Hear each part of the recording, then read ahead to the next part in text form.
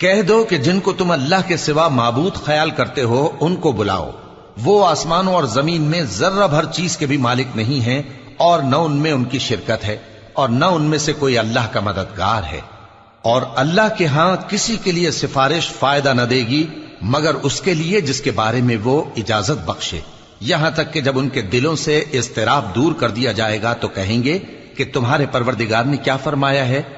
فرشتے کہیں گے کہ حق فرمایا ہے، اور وہ عالی رتبہ ہے، گرامی قدر ہے۔ پوچھو کہ تم کو آسمانوں اور زمین سے کون رزق دیتا ہے؟ کہو کہ اللہ، اور ہم یا تم یا تو سیدھے رستے پر ہیں یا کھلم کھلا گمراہی میں۔ کہہ دو کہ نہ ہمارے گناہوں کی تم سے پرسش ہوگی اور نہ تمہارے اعمال کی ہم سے پرسش ہوگی۔